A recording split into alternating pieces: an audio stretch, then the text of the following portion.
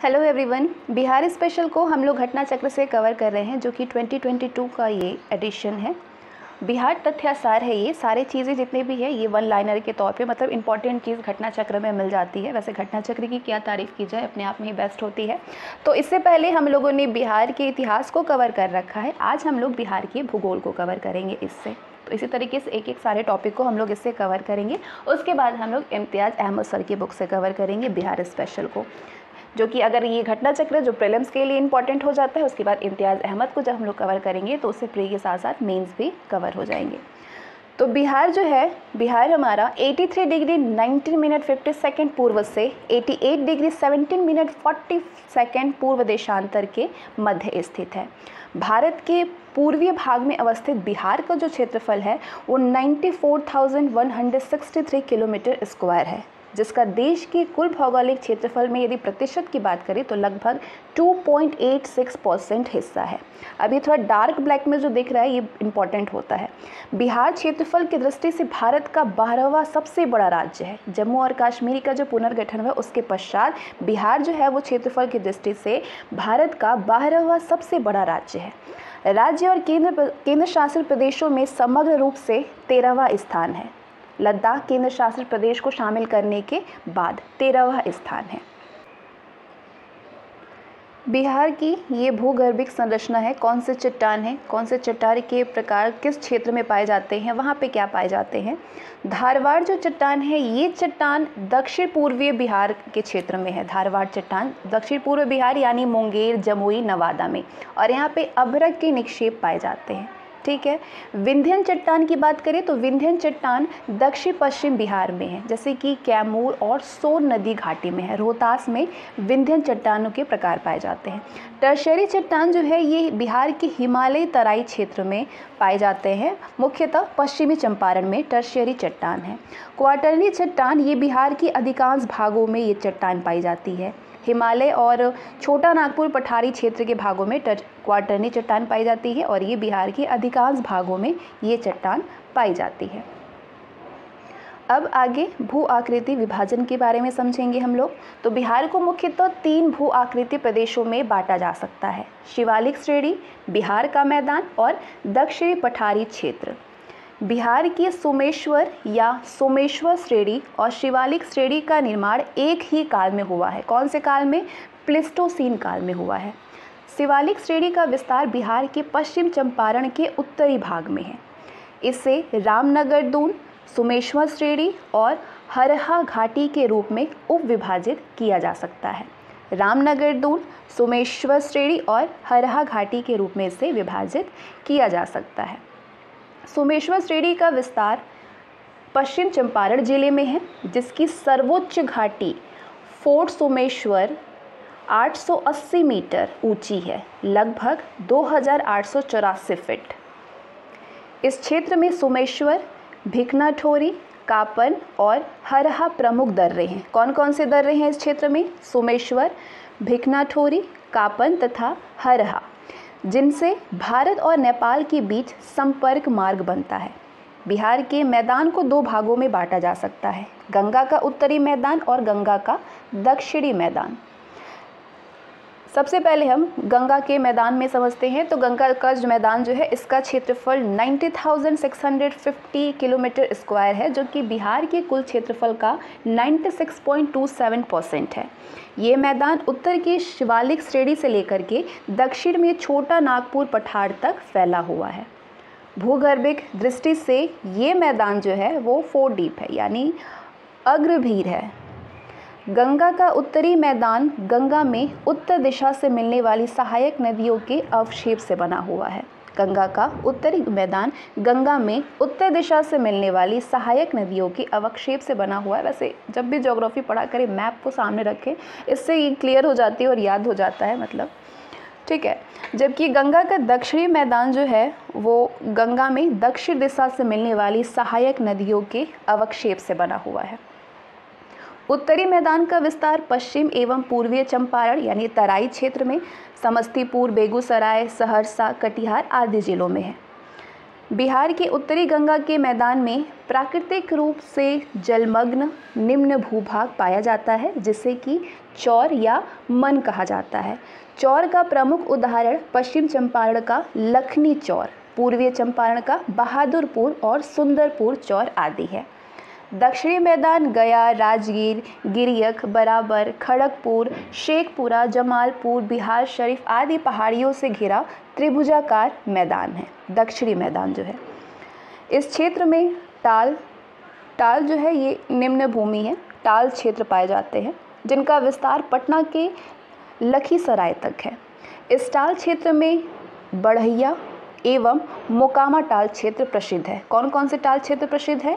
बढ़ैया और मोकामा टाल क्षेत्र। गंगा के मैदान में बाढ़ क्षेत्र में बनने वाली विशिष्ट आकृति क्षेत्र दियारा भूमि है। कौन सी भूमि है? दियारा भूमि है। उत्तरी गंगा मैदान में चौर जो निम्न भूमि है, चौर और मन गोखुर झील है, इसकी आकृति पाई जाती है। उत्तरी गंगा मैदान में चौर और मन की आकृति पाई जाती है। अब दो पठार था, दो क्षेत्र। अब दक्षिणी पठारी क्षेत्र को समझते हैं। तो ये पश्चिमी कैमूर से लेकर के पूर्व में बांका तक विस्तृत है दक्षिणी पठारी क्षेत्र। ये नीस, शिस्ट और ग्रेनाइट चट्टानों से बना हुआ है। कौन कौन से चट्टानों से? नीस, शिस्ट और ग्रेनाइट चट्टानों से। इसके अंतर्गत रोहतास एवं कैमूर जिले में कैमूर का पठार है जहाँ पे बलुआ पत्थर मिलते हैं।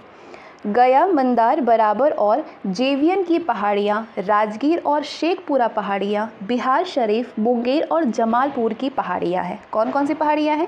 गया, मंदार, बराबर और जेवियन की पहाड़ियाँ, राजगीर और शेखपुरा पहाड़ियाँ, बिहार शरीफ, मुंगेर और जमालपुर की पहाड़ियाँ हैं। सोन नदी कैमूर के पठार को छोटा नागपुर के पठार से अलग करती है। सोन नदी जो है वो कैमूर के पठार को छोटा नागपुर के पठार से अलग करती है। ये मैप से आप देख सकते हैं। अब बिहार की प्रमुख नदियां समझते हैं हम लोग। बिहार में 3.52 हेक्टेयर में जल क्षेत्र का विस्तार है। कितने हेक्टेयर में? 3.52 हेक्टेयर में है, जो कि राज्य के कुल भौगोलिक क्षेत्रफल में 3.8% हिस्सा है। स्रोत जो ये लिया गया है सोर्सेस, वो आर्थिक समीक्षा 2021 की है। कर्मनाशा, गंडक और घाघरा नदियाँ उत्तर प्रदेश और बिहार के मध्य सीमा रेखा निर्धारित करती हैं। कर्मनाशा, गंडक और घाघरा नदियाँ बिहार की सीमा में बहने वाली नदियों में सबसे बड़ी नदी गंगा है। ये बिहार में भोजपुर और सारण जिलों के मध्य सीमा बनाती हुई प्रवेश करती है। गंगा की, बिहार का जो मैप है वो आप देखते रहें, गंगा की सहायक नदियों में गंडक, सोन, पुनपुन, घाघरा यानी सरयू, कोसी, महानंदा इत्यादि प्रमुख है। अन्नपूर्णा पहाड़ी से निकल करके गंडक नदी नेपाल में होते हुए, किधर? नेपाल में होते हुए उत्तर बिहार के हाजीपुर और सोनपुर नामक नगरों में बहती हुई मुजफ्फरपुर और सारण जिलों की सीमा बनाती हुई गंगा में मिलती है। ठीक है, अन्नपूर्णा पहाड़ी से निकल करके गंडक नदी नेपाल होते हुए उत्तर बिहार के हाजीपुर और सोनपुर नामक नगरों से बहती हुई मुजफ्फरपुर और सारण जिलों की सीमा बनाती हुई कहाँ पे मिलती है? गंगा में जा कर के मिलती है।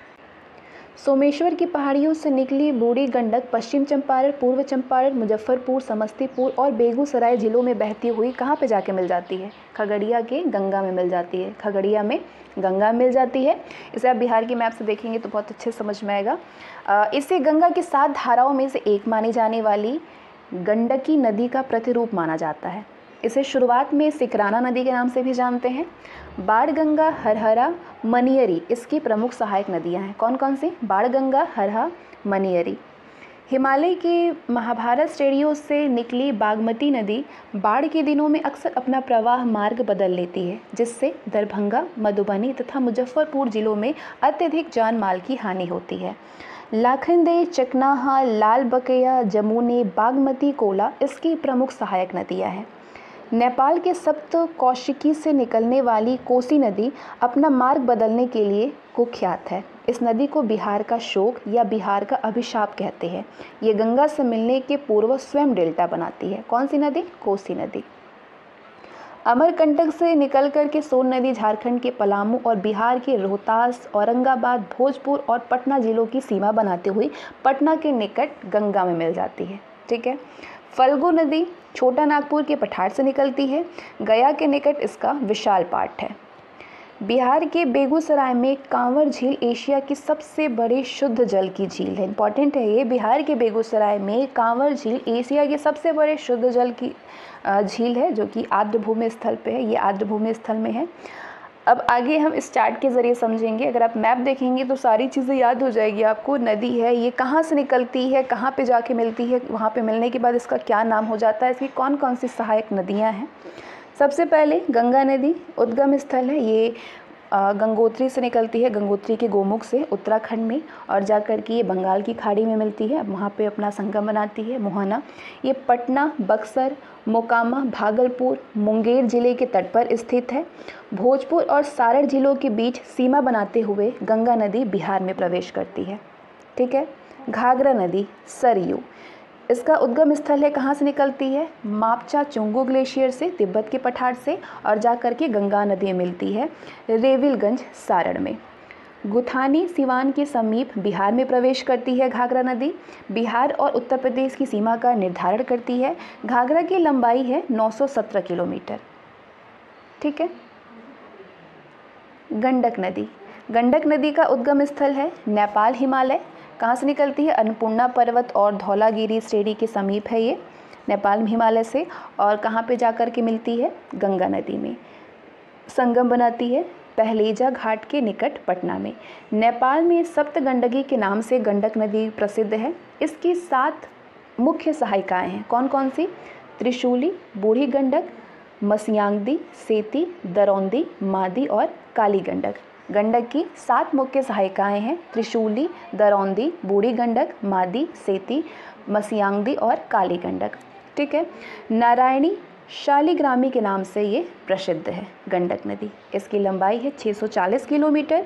हाजीपुर, सोनपुर, मुजफ्फरपुर तट पर बसे नगर हैं इसमें, इसके तट पे बसे हुए नगर है। कौन कौन से, हाजीपुर है, सोनपुर है, मुजफ्फरपुर है। आगे अगली नदी है बूढ़ी गंडक। बूढ़ी गंडक का उद्गम स्थल है चौतरबा और बिशंबरपुर पश्चिम चंपारण में। उद्गम और इसका मुहाना है गंगा नदी खगड़िया के निकट। लंबाई है लगभग 320 किलोमीटर। मसान, बलौर, पंडई, सिकता, तिलवे, त्यूर, धनौती, कोहरा, दंदा, ये सारी बूढ़ी गंडक की सहायक नदियां हैं। कौन कौन सी, तिलवे, धनौती, त्यूर, मसान, बलौर, पंडई, सिकता, दंदा और कोहरा। बाढ़ के दिनों में बूढ़ी गंडक जो है ये अपना मार्ग बदल लेती है। बागमती नदी का उद्गम स्थल है, कहाँ से निकलती है, शिवपुरी श्रेणी से, हिमालय से, नेपाल से निकलती है, और कहाँ पे जाके मिलती है, कोसी नदी में, बदला घाट पे इसका मुहाना है। इसकी कुल लंबाई है 589 किलोमीटर। ठीक है। कमला नदी कहाँ से निकलती है, महाभारत श्रेणी से, सिंधुलिया गढ़ी से, कहाँ से, नेपाल से, कहाँ पे जाके मिलती है, बागमती में, बदला घाट के पास। मिथिला क्षेत्र की प्रसिद्ध नदी है कमला। इसकी सहायक नदियां हैं मैनावती, धौरी, बलान, मुख्य सहायक नदियां हैं इसकी, और इन नदियों से मिलने के बाद इसका नाम बदल करके कमला बगान हो जाता है। ठीक है। मधुबनी जिले में जयनगर के पास में भारत में प्रवेश करती है कमला। इसकी कुल लंबाई है 328 किलोमीटर। कोसी नदी, जिसको बिहार का शोक कहते हैं, नेपाल और तिब्बत से निकलती है, जाके गंगा नदी में मिलती है। कुर्सेला कटिहार जिला पे अपना मुहाना है, इसका संगम बनाती है। अरुण, सोनकेसी और तमूर कोसी संगम, अरुण, सुनकेसी और तमूर कोसी के संगम से कोसी बनाती है, हिमालय क्षेत्र से ये। ठीक है। भारतीय सीमा में हनुमान नगर के समीप नेपाल से प्रवेश करती है कोसी नदी। मार्ग परिवर्तन के लिए कोसी कुख्यात है, बिहार का शोक कहा जाता है इसे। महानंदा नदी कहाँ से निकलती है, दार्जिलिंग से निकलती है, और कहाँ पे संगम जाके मिलती है, गंगा नदी पे, गोदागारी घाट पे, बांग्लादेश में जाकर के। ठीक है। महानंदा जो है वो दार्जिलिंग से निकलती है। उसके बाद ये उत्तर दिनाजपुर, बिहार के किशनगंज, मालदा जो कि पश्चिम बंगाल में है, वहाँ से होते हुए ये बांग्लादेश में गंगा नदी से मिल जाती है। महानंदा की लंबाई है 360 किलोमीटर। सोन नदी मैकाल पर्वत से इसका उद्गम स्थल है, अमरकंटक श्रेणी से, मध्य प्रदेश में है जो कि, और ये जाकर के कहाँ पे मिलती है, गंगा नदी में, पटना के निकट। लंबाई इसकी 784 किलोमीटर है। मध्य प्रदेश, उत्तर प्रदेश, झारखंड, बिहार में ये प्रवाहित होती है। कहाँ कहाँ पे सोन नदी प्रवाहित होती है, मध्य प्रदेश में, उत्तर प्रदेश में, झारखंड और बिहार में। सोन की प्रमुख सहायक नदियाँ हैं बनास, गोपद, रिहंद, कन्हार और उत्तरी कोयल। कौन कौन सी, गोपद, रिहंद, कन्हार, बनास, उत्तरी कोयल। अगली नदी है पुनपुन। जो कि छोटा नागपुर पठार से निकलती है, पलामू झारखंड से। कहाँ पे जाके मिलती है? गंगा नदी पे, फतुहा पटना में। कर्मनाशा नदी इंपॉर्टेंट है। कर्मनाशा जो है वो कैमूर पर्वत से निकलती है। कैमूर कहाँ पे? बिहार से। और कहाँ पे जाके मिलती है? चौसा, गंगा नदी में, चौसा में। उत्तर प्रदेश और बिहार के बीच कर्मनाशा सीमा बनाती है। बिहार में इसे अशुभ या अपवित्र नदी माना जाता है, कर्मनाशा को। नाम भी है अजय। अजय का उद्गम स्थल है देवघर और झारखंड। सॉरी, देवघर कहाँ पे है? झारखंड में है। तो यहाँ देवघर से इसका उद्गम स्थल है। कहाँ पे जाके मिलती है? पश्चिम बंगाल में भागीरथी नदी में। ये बिहार के मुंगेर जिले में प्रवाहित होती है, अजय नदी। क्यूल की बात करें तो इसका उद्गम स्थल है तीसरी पहाड़ी क्षेत्र, खरगडिया में। खरगडिया गिरिडीह कहाँ पे है? ये झारखंड में है। कहाँ पे मिलती है? गंगा नदी में। सूरजगढ़ लखीसराय में गंगा नदी में जाके मिलती है। बिहार और झारखंड में प्रवाहित होती है क्यूल। जमुई लखीसराय क्यूल नगर तट पर है। जमुई लखीसराय जो है वो क्यूल नगर तट पे है। और अगली नदी है फल्गु। फल्गु नदी का उद्गम स्थल है लीलाजन, निरंजना और मोहना के संगम से, गया बिहार में। कहाँ पे जाके मिलती है? पुनपुन नदी पे। बौद्धों और हिंदुओं के लिए महत्वपूर्ण है ये फल्गु। और पितृपक्ष के दौरान पिंडदान के लिए भी प्रसिद्ध है, यहीं पे होता है। कौन सी नदी? फल्गु। तो ये 14 नदियाँ थी। कांवरतला कांवर झील को 21 जुलाई 2020 को रामसर आर्द्रभूमि स्थल के रूप में घोषित किया गया है। कांवरताल को ये 26.20 किलोमीटर स्क्वायर क्षेत्र में विस्तृत है। गंगा में उत्तर दिशा से मिलने वाली कौन कौन सी नदियां हैं? ध्यान दीजिए मैप पे। घाघरा है, सरयू, गंडक, बूढ़ी गंडक, बागमती, कमला बलान, कोसी और महानंदा। ये गंगा नदी में उत्तर दिशा से मिलने वाली नदियां हैं। गंगा नदी में दक्षिण दिशा से मिलने वाली कौन कौन सी नदियां हैं? कर्मनाशा है, सोन है, पुनपुन है, फल्गु है और क्यूल है। आगे महत्वपूर्ण ये जलकुंड है। जलकुंड इनका कहाँ से निकलती है? उद्गम स्थल कौन कौन से हैं? कहाँ से, किस जगह से निकलती है? ब्रह्मकुंड जो है ये राजगीर से निकलती है। सबसे अधिक गर्म ये कुंड है राजगीर में, ब्रह्मकुंड। सप्तधारा या सतधरवा, इसका भी उद्गम स्थल राजगीर है। सूर्य कुंड का उद्गम स्थल राजगीर है। मखदुम कुंड भी राजगीर में उद्गम स्थल है। ऋषि कुंड का उद्गम है मुंगेर से। सीता कुंड मुंगेर, लक्ष्मण कुंड मुंगेर, रामेश्वर कुंड भी मुंगेर। आगे बिहार की ये प्रमुख जलप्रपात हैं। किस जिले से निकलती है? क्या विशेषताएं हैं इसका? तलहार कुंड कैमूर जिला में है। तलहार जो ये जलप्रपात है ये कैमूर जिले में है। दुर्गावती नदी के समीप है। कैमूर पठार पर इसकी अवस्थिति है। ऊंचाई इसकी लगभग 80 मीटर है। ठीक है। करकटगढ़ जो कि चैनपुर में है, ये भी कैमूर जिले में है। ये जलप्रपात कैमूर पर्वत श्रृंखला पर उत्तर प्रदेश सीमा के निकट है। ककोलत जलप्रपात ककोलत में है, नवादा जिला में। ठीक है। और ककोलत पहाड़ी पर इसकी अवस्थिति है। ऊंचाई इसकी 150 से 160 फीट है। तुतला प्रपात सासाराम जिले में है और तुतला भवानी मंदिर के निकट है ये तुतला प्रपात। मजहर कुंड सासाराम में है। ताराचंदी कैमूर पहाड़ी पे। धुआं कुंड सासाराम में है, मजहर कुंड के निकट धोबा नदी पे। और 30 मीटर ऊंचाई है इसकी, 30 मीटर ऊंचा है। तो ये हैं जलप्रपात और कुंड हैं, झील हैं। कौन से जलप्रपात कहाँ पे हैं? ये आपके पश्चिम चंपारण है, बिहार का ये मैप है। ठीक है। पूर्वी चंपारण इधर है, इधर आपका गोपालगंज है, इधर सीतामढ़ी है। वैशाली में बरैल झील है। वैशाली में क्या है? बरैल झील है। और आपका बेगूसराय में कांवरताल है। ये बिहार में प्रथम रामसर आर्द्रभूमि स्थल लिया गया है, इसको कांवरताल है। ठीक है। कटिहार में गोगाबेल झील है। नालंदा में ब्रह्मकुंड जो कि सबसे गर्म कुंड है, ये सबसे गर्म है, ये राजगीर में है। सूर्य कुंड है आपका यहाँ पे, सूर्य कुंड भी है। नालंदा में आपके कौन कौन से कुंड है? ब्रह्म कुंड है, सूर्य कुंड है, घोड़ा कटोरा झील है, पांडु पोखर है। कहाँ पे? राजगीर में। और कैमूर में तलहार कुंड जलप्रपात है, करकटगढ़ जलप्रपात है। ठीक है। मुंगेर में आपके कौन कौन से कुंड हैं? मुंगेर में ऋषि कुंड है, सीता कुंड है, लक्ष्मण कुंड है और रामेश्वर कुंड है। गया में तपोवन है जो कि गर्म जल कुंड है। कहाँ पे है? गया में। रोहतास में तुतला प्रपात है, सासाराम में, सासाराम जिले में। और मंझर कुंड है, धुआं कुंड जलप्रपात है, कशिश जलप्रपात है। ये किस क्षेत्र में है? रोहतास में है। ठीक है।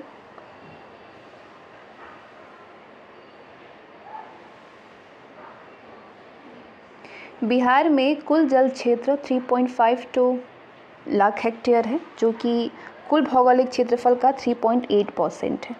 बिहार में पिछले 10 वर्षों के दौरान बिहार में सकल सिंचित क्षेत्र में कुल मिलाकर के लगातार वृद्धि हुई है और उसके कुल सिंचित क्षेत्र जो है 2009-10 में 44.33 लाख हेक्टेयर था जो कि 2.12% की वार्षिक दर से बढ़कर के 2018-19 में 54.93 लाख हेक्टेयर हो गया है।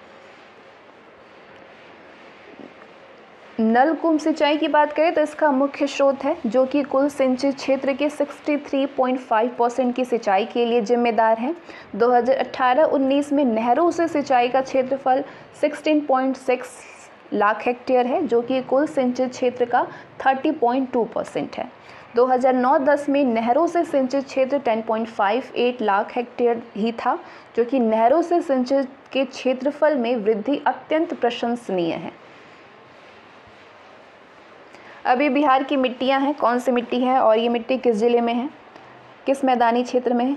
गंगा का उत्तरी मैदानी क्षेत्र में पर्वतपदीय चूनेदार मिट्टी है। ये किस किस ज़िले में आती है? पश्चिमी चंपारण के उत्तर पश्चिम भाग में। तराई मिट्टी पश्चिम चंपारण से लेकर के किशनगंज तक में। बांगर, ये सारे आपके गंगा के उत्तरी मैदान की तरफ है। पूर्णिया, सहरसा जो कि कोसी नदी क्षेत्र का है, यहाँ पे बांगर मिट्टी है। अम्लीय मिट्टी आपकी दरभंगा में है, मुजफ्फरपुर में, सारे यहाँ पे अम्लीय मिट्टी पाई जाती है। इसे करैल या कैवाल मिट्टी भी कहा जाता है। बलसुंदरी मिट्टी पूर्णिया से दक्षिणी भाग में सहरसा, दरभंगा और मुजफ्फर के दक्षिणी भाग तक है और सारण एवं चंपारण के कुछ भाग में मिलता है ये। खादर मिट्टी आपकी नवीन जलोढ़ मिट्टी, यहाँ पे खादर मिट्टी जो है वो नवीन जलोढ़ मिट्टी है। इसके बाद आपकी गंगा का दक्षिणी मैदान में टाल मिट्टी पाई जाती है, बक्सर से पिपरहंती तक में। यहाँ पे आपके पटना, मुंगेर और भागलपुर में अधिकता है इसकी। बलथर मिट्टी जो है वो कैमूर पठार, राजमहल की पहाड़ियाँ, छोटा नागपुर के पहाड़ी क्षेत्र के निकट है। लोहा का अंश अधिक होने के कारण इसका रंग क्या होता है? लाल होता है। लाल बलुई आपका कैमूर और रोहतास के पठारी भाग में है। मोटे अनाजों की खेती के लिए ये उपयुक्त होती है, लाल बलुई। तालाबों से सिंचाई के क्षेत्रफल में मामूली वृद्धि हुई है जो कि 2009-10 के 86 लाख हेक्टेयर से 2018-19 में 115 लाख हेक्टेयर हो गया है। सर्वाधिक 3.4 लाख हेक्टेयर सकल सिंचित क्षेत्र रोहतास जिले में था जो कि सबसे कम 0.26 लाख हेक्टेयर शिवहर जिले में है। गौरतलब है कि नहरों से सिंचाई के मामले में भी 2.56 लाख हेक्टेयर के साथ में रोहतास जो है वो शीर्ष पर था, जिसके बाद में आपके पश्चिम चंपारण और औरंगाबाद का स्थान है। राज्य में नहरों से कुल सिंचाई में 3 जिलों का संयुक्त हिस्सा है। कितना? लगभग 3.56%। मतलब था राज्यों में नहरों से कुल सिंचाई में 3 जिलों का संयुक्त हिस्सा, जो ये 3 जिले आपने ऊपर देखा उसका संयुक्त हिस्सा लगभग 35.6% था। 2018-19 में समस्तीपुर जिले की सर्वाधिक 2.35 लाख हेक्टेयर जमीन नलकूपों से सिंचाई के लिहाज से सुसज्जित थी, जिसके बाद में सीतामढ़ी और कटिहार का स्थान आया है। सीतामढ़ी 1.89 लाख हेक्टेयर, कटिहार का 1.83 लाख हेक्टेयर था। 2009-10 में सकल शस्त्र क्षेत्र के साथ में सकल सिंचित क्षेत्र का अनुपात 60.8% था, जो कि 2018-19 में बढ़कर के 74.2% हो गया है। सिंचित क्षेत्र बढ़ने से फसल सघनता में भी काफ़ी ज़्यादा सुधार हुआ है, जो कि 2009-10 के 136.8% से 2018-19 में 143.3% हो गया है। बढ़ोतरी हुई है, सुधार हुआ है मतलब। 2019-20 में इन योजनाओं के जरिए सृजित कुल सिंचाई क्षमता 21.48 लाख हेक्टेयर थी। 2019-20 में दुर्गावती जलाशय योजना, चाकन सिंचाई योजना, निचली किऊल नदी घाटी परियोजना का आधुनिकीकरण, नौमा सिंचाई योजना का पुनः स्थापना, लखीसराय जिले में गेट युक्त चेक डैम का पुनर्निर्माण, लवाइच रामपुर बराज योजना के तहत में अतिरिक्त कमांड क्षेत्र में सिंचाई क्षमता के निर्माण जैसी योजनाओं का क्रियान्वयन करके नई सिंचाई क्षमता हासिल की गई है। बिहार में सिंचाई क्षमता की स्थिति क्या है 2017-18 से अब 2019-20 में? तो ये 2019-20 में ही डेटा आए हुए थे, ठीक है। सिंचाई के ये प्रकार हैं। 2017-18 में कितना था, 19 में कितना था, 20 में कितना था। वैसे मैं आपको 20 का ही बताऊंगी, बाकी आप कंपेयर कर सकते हैं। वृहद एवं मध्यम सिंचाई क्या सृजित क्षमता 2019-20 में 36.89 हेक्टेयर हो गया, लाख हेक्टेयर में। क्षेत्रफल की बात कर रहे हैं, कितने क्षेत्रफल में? 36.89 लाख हेक्टेयर में। और प्रयुक्त क्षमता इसकी है, सृजन करने की क्षमता आपकी 36.89 है और प्रयुक्त करने की क्षमता 25.82 लाख हेक्टेयर में है, ठीक है। जो कि 2017-18 में कितना था? इसकी चरम क्षमता थी वृहद एवं मध्यम सिंचाई की, मतलब उच्च स्तर पे और मध्यम सिंचाई में 53.53 और सृजित क्षमता मतलब सृजन करने की जो क्षमता थी 36.55 थी, प्रयुक्त क्षमता थी 23.80। 2018-19 में इतना हो गया, जाके 19-20 में अब जो लेटेस्ट आंकड़ा है वो इतना है। लघु सिंचाई की बात करें थोड़े निचले स्तर पे, तो ये 2019-20 में 43.58 लाख हेक्टेयर में है इसका क्षेत्रफल। प्रयुक्त क्षमता 39.22 है। भूतल सिंचाई, भूतल पे, ठीक है, कितना? 2019-20 में इसकी सृजित क्षमता कितनी है? 9.37 लाख हेक्टेयर, प्रयुक्त क्षमता 8.43। भूजल सिंचाई की बात करें तो 34.21 और प्रयुक्त क्षमता कितनी है? 30.79। तो इसका योगफल आपका है 2019-20 में 80.47 क्षेत्रफल में, और प्रयुक्त क्षमता कितनी है? सृजित क्षमता आपकी 80.47 है, प्रयुक्त करने की क्षमता है 65.04। तो ये आपका बिहार में सिंचाई क्षमता थी, क्षमता की स्थिति। वृहद एवं मध्यम सिंचाई के तहत सिंचाई क्षमता सृजन, ये किस योजना के तहत कितनी सृजित सिंचाई क्षमता रखी गई है, कितने हेक्टेयर में? 2019-20 में यही आंकड़े आए हुए, तो उसके बाद नहीं आए हैं, ठीक है। दुर्गावती जलाशय योजना के तहत सृजित सिंचाई क्षमता 400 हेक्टेयर में है। चाकन सिंचाई योजना 2551 हेक्टेयर में है। निचली किऊल नदी घाटी परियोजना के आधुनिकीकरण के तहत दाई मुख्य नहर और नंदनामा उप वितरणी के लाइनिंग के साथ में कुंदरवीर का बराज में परिवर्तन, कितने हेक्टेयर में ये सृजित सिंचाई क्षमता रखी गई है? 6926 हेक्टेयर में। लखीसराय जिले के हलसी प्रखंड में नौमा सिंचाई योजना की पुनः स्थापना और इसके ढांचे का निर्माण 3000 हेक्टेयर में है। लखीसराय जिले के सूर्यगढ़ा प्रखंड में मनिकपुर गांव के समीप एक लेन वाले पुल के निर्माण के साथ में गेट युक्त चेक डैम का पुनर्निर्माण कितने हेक्टेयर में ये हुआ है? 400 इसकी क्षमता रखी गई है। लखीसराय जिले के सूर्यगढ़ा प्रखंड में रामपुर चंदपुरा ग्राम पंचायत में सिंचाई सुविधा सुनिश्चित करने के लिए जोरे पैन और बहराइन पैन तथा समदा आहर में चहका का पुनर्निर्माण, कितने सृजित सिंचाई क्षमता इसकी है? 1000 हेक्टेयर में है। लखीसराय जिले के सूर्यगढ़ा प्रखंड में सलेमपुर पूर्वी अथवा पश्चिमी, गोपालपुर और जकनपुरा ग्राम पंचायतों में सिंचाई सुविधा सुनिश्चित करने के लिए सलेमपुर खानपुर पैन का जीर्णोद्धार कितने हेक्टेयर में सृजित किया गया है? 1200 हेक्टेयर में। लखीसराय जिले के सूर्यगढ़ा प्रखंड में कसना नदी, बैजू सोता और किरणपुर पैन में ढांचा निर्माण और तली की सफाई के लिए 1550 हेक्टेयर में। लखीसराय जिले के सूर्यगढ़ा प्रखंड में गररवे नदी को पुनर्जीवित करके सिंचाई सुविधा सुनिश्चित करने के लिए निस्ता गांव के समीप अथवा आर निर्माण और विभिन्न स्थानों पर ढांचा निर्माण तथा तली की सफाई कितने सृजित क्षमता रखी गई है सिंचाई की? 1350 हेक्टेयर में। लवाइच रामपुर बराज योजना के तहत में अतिरिक्त कमांड क्षेत्र में सिंचाई क्षमता का निर्माण 300 हेक्टेयर में। जमुई जिले में घोरघट नाला और घोरघट वीयर निर्माण की योजना में 1266 हेक्टेयर में। लखीसराय जिले के हलसी और रामगढ़ प्रखंडों में बहुआर नदी का गौरा वीयर निर्माण तथा बगरा नदी पर भंवरिया चेक डैम, महशोरा वीयर और सिस्मा वीयर का जीर्णोद्वार कितने हेक्टेयर में सृजित है क्षमता? 1300 हेक्टेयर में, 1300 हेक्टेयर में। मधुबनी जिले के झंझारपुर प्रखंड में अररिया गांव के समीप में सुगरवे डाइवर्सन हेड वर्क्स कितने हेक्टेयर में है? 538 हेक्टेयर में। तो ये योगफल आपका 21,481 हेक्टेयर में है। 2019-20 में लघु सिंचाई योजनाओं में कुल 1.55 लाख हेक्टेयर ज़मीन को सिंचाई उपलब्ध कराई गई। इसमें से लगभग 57% सिंचाई नलकूप सिंचाई के जरिए उपलब्ध हुई, जिसमें कि राजकीय और निजी दोनों तरह के नलकूप शामिल है। राजकीय भी शामिल है और निजी भी शामिल है। इसके बाद आपके आहर पईन सहित तालाबों में 0.66 लाख हेक्टेयर को सिंचाई सुविधा मिली, जो कि लघु सिंचाई स्रोतों से जुड़ी कुल सिंचाई का 42.8% है। जल संरक्षण और सिंचाई के लिए जल जीवन हरियाली अभियान का आरंभ बिहार के माननीय मुख्यमंत्री द्वारा 26 अक्टूबर 2019 को किया गया था। इस योजना के तहत सारे सार्वजनिक आहर पईन और तालाबों का जीर्णोद्वार और बरसात में पानी इकट्ठा करके सिंचाई के मकसद के बाद उसका उपयोग करने के लिए छोटी नदियों, नालों आदि पर चेक डैम या फिर वीयर का निर्माण किया जाना है।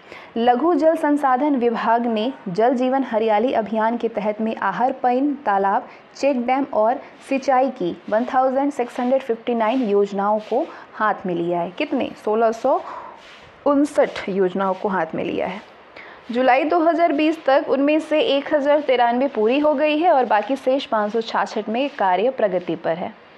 पूरी हुई सिंचाई योजना के कुल 88,930 हेक्टेयर कृषि कमांड क्षेत्र में सिंचाई और 590 लाख घन मीटर जल भंडारण क्षमता सृजित की गई है। अभियान की योजनाओं का क्रियान्वयन ग्रामीण अधोसंरचना विकास कोष यानी RIDF और प्रधानमंत्री कृषि सिंचाई योजना यानी PMKSY के बजट शीर्ष के तहत में किया गया है। गंडक परियोजना बिहार और उत्तर प्रदेश की संयुक्त सिंचाई परियोजना है। ये बिहार के वाल्मीकि नगर के निकट गंडक नदी पर निर्मित है। गंडक परियोजना से दो नहरें निकाली गई हैं। कौन कौन सी? तिरहुत नहर जो कि पश्चिम की ओर से निकाली गई है और दूसरा सारण नहर पूर्व की ओर से।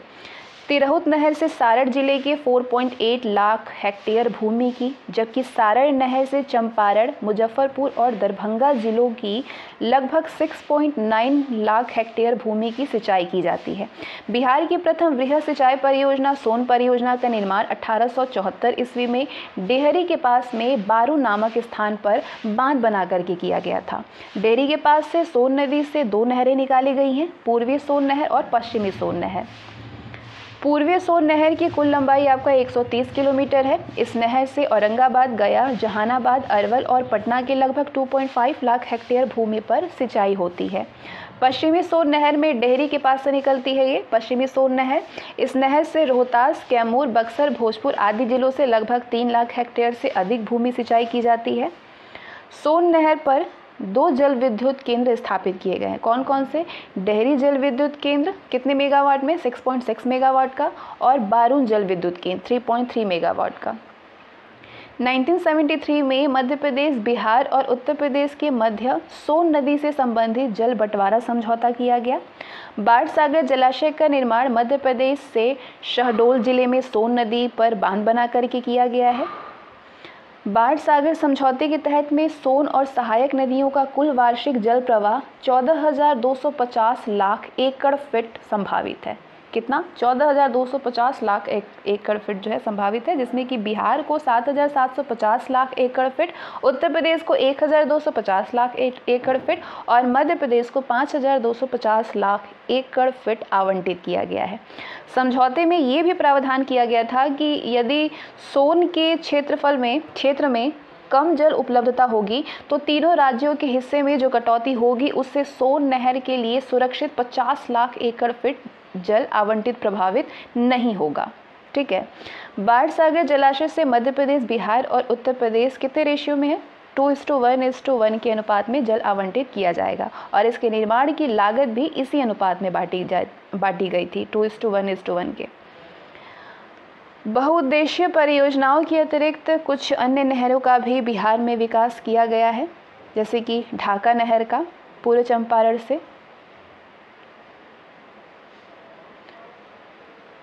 तेऊर नहर का पूर्व चंपारण में तेऊर नदी पर, कमला नहर का कमला नदी पर जो कि दरभंगा और मधुबनी जिले में है, सकरी नहर का सकरी नदी पर गया और मुंगेर जिले में है, यमुना नहर का यमुना नदी के बाईं ओर से जहानाबाद जिले में। दुर्गावती जलाशय योजना कैमूर और रोहतास जिलों में सिंचाई की योजना है। दुर्गावती जलाशय योजना जो है वो कैमूर और रोहतास जिलों की सिंचाई योजना है। दुर्गावती नदी कैमूर की पहाड़ी से निकल करके कर्मनाशा नदी पर मिलती है। ऊपरी किऊल जलाशय परियोजना किऊल नदी पर बांध बना करके निर्मित की गई है। इससे लखीसराय और मुंगेर में सिंचाई होती है। बागमती परियोजना की बात करें तो इसके अंतर्गत सीतामढ़ी के ढांग के पास में रामनगर में बांध बना करके नहर निकाली गई है। बरनाल जलाशय जमुई जिले की बरनाल नदी पर निर्मित है। कमांड क्षेत्र विकास एवं जल प्रबंधन यानी CADWM का क्रियान्वयन प्रधानमंत्री कृषि सिंचाई योजना हर खेत को पानी के तहत किया जा रहा है।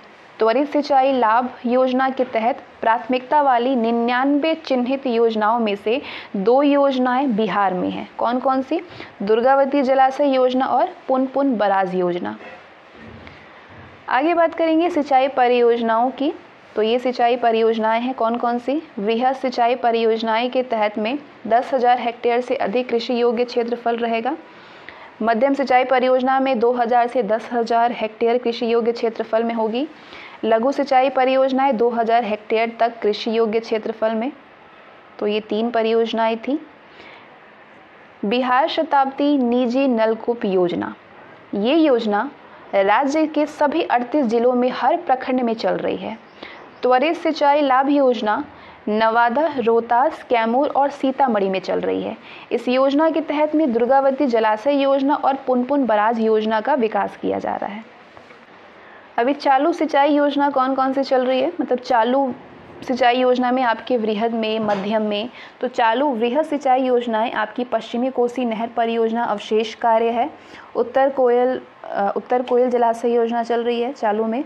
बटाने जलाशय योजना है। बरनार जलाशय योजना का निर्माण कार्य हो रहा है जो कि सोनो का उजले सहित।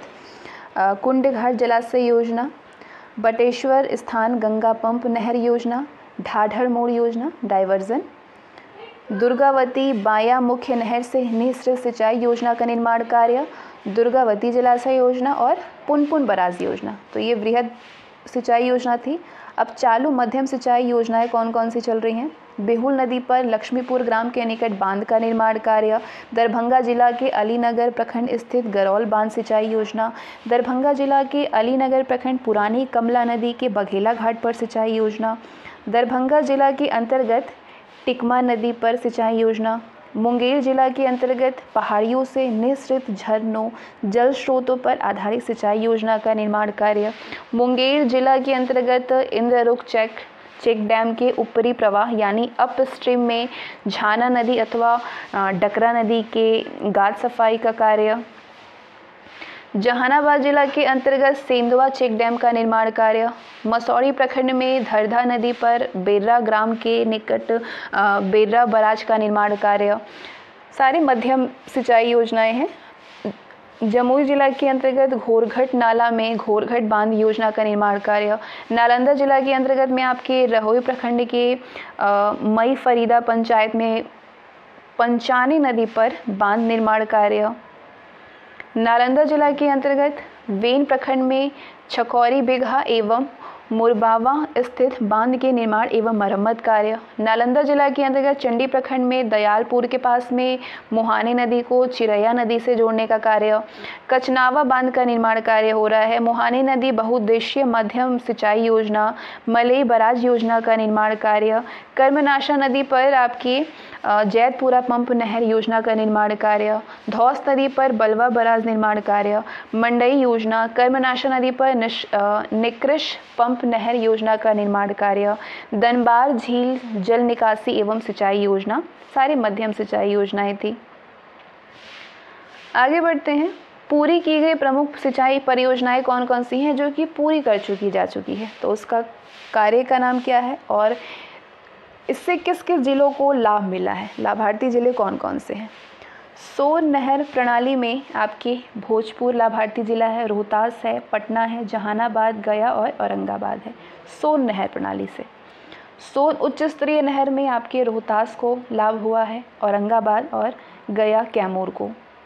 बदुआ जलाशय योजना से कौन से जिला लाभार्थी हुए हैं, भागलपुर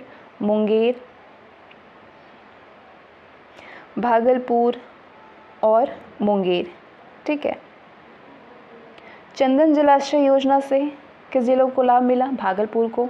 निचली मोरहर सिंचाई योजना से गया को, निचली क्यूल जलाशय योजना से मुंगेर को, कोसी प्रोजेक्ट सम्मिलित राजपुर नहर से पूर्णिया, कटिहार, सहरसा, मधेपुरा, किशनगंज, सुपौल और अररिया लाभार्थी जिले हैं। कोयरा बांध से लाभार्थी जिले हैं कैमूर, मूसाखंड सिंचाई योजना से कैमूर, गंडक परियोजना सम्मिलित त्रिवेणी ढाका नहरें से लाभार्थी जिला है पूर्वी और पश्चिमी चंपारण, सारण, सिवान, गोपालगंज, वैशाली, मुजफ्फरपुर और समस्तीपुर। अगला, लीला जन सिंचाई योजना से लाभार्थी जिला है गया, सकरी सिंचाई योजना से गया, नवादा, उदर स्थान सिंचाई योजना से जहानाबाद, गया और नालंदा, ऊपरी मोरहर सिंचाई योजना से लाभार्थी जिला है गया, नवादा, कमला, बलान और त्रिशूला सिंचाई योजना से लाभार्थी जिला है मधुबनी। पूर्ण मध्यम सिंचाई योजनाएं कौन कौन सी हैं, कौन कौन से जिले इसके अंतर्गत हैं।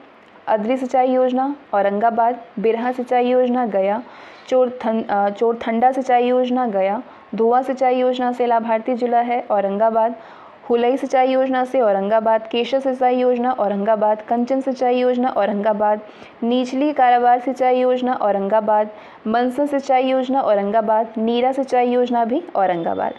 अब ऊपरी करीबार सिंचाई योजना से लाभार्थी जिला है गया, टेकरी सिंचाई योजना से गया, अजन अथवा यानी कुकुरजाप जलाशय योजना से लाभार्थी जिला है जमुई, अमृति सिंचाई योजना से जमुई, बदुआ बेलहरमा लिंक नहर से बांका, बागरा सिंचाई योजना मुंगेर, बाजन सिंचाई योजना जमुई, बसकुंड जलाशय योजना लखीसराय, ठीक है।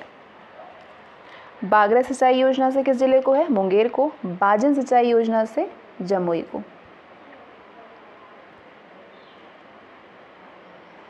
बेलहरना जलाशय योजना से कौन सा जिला है, बांका, तारकोल जलाशय योजना से लाभार्थी जिला है नवादा, ओरहनी जलाशय योजना से भागलपुर, बेलिया बांध योजना से जमुई, बिलासी जलाशय से बांका, चिचरुओन पंप योजना से मुंगेर, ढाकरा जलाशय योजना आपकी भागलपुर में को लाभ मिलेगा, फिरंगी बीघा योजना से लाभ हुआ है शेखपुरा को, जलकुंड जलाशय योजना मुंगेर, कैलाश घाटी सिंचाई योजना जमुई, कमरगंज पंप नहर भागलपुर, करिहरी छिछली योजना जमुई, कोरिहारी सिंचाई योजना जमुई, नवादा और शेखपुरा जिला,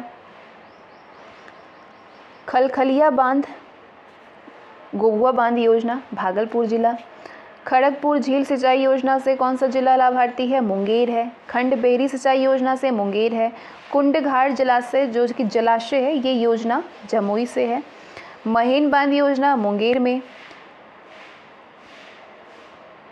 महमूदा सिंचाई योजना से लाभार्थी जिला है भागलपुर, मोरवे जलाशय योजना से लखीसराय, नागी जलाशय योजना से जमुई, निकटी जलाशय योजना से मुंगेर, श्रीखंडी सिंचाई योजना से जमुई, सनहौला बांध योजना से भागलपुर, सूरजगढ़ पंप नहर योजना से लखीसराय, तांती सिंचाई योजना से शेखपुरा, भरारी सिंचाई योजना से रोहतास, कामहारी सिंचाई योजना से आरा, काऊ सिंचाई योजना से रोहतास, सौरा योजना किस जिला को लाभ मिलेगा, कैमूर को, ठीक है। बागलती सिंचाई योजना गया जिला को। बथुआ नंदिनी सिंचाई योजना जहानाबाद, सिनानी सिंचाई योजना नालंदा, ऊपरी जमुना सिंचाई योजना जहानाबाद, छरियारी सिंचाई योजना से लाभार्थी जिला है जहानाबाद, फिरंगी बीघा सिंचाई योजना से गया, घोरा कटोरा सिंचाई योजना से जो लाभार्थी राज्य है वो है बंद राजगीर, गोईठा सिंचाई योजना नालंदा। इतने सारे हैं, इसको याद करना थोड़ा सा इजी नहीं होगा, 2-3 बार इसे पढ़ना भी पड़ेगा।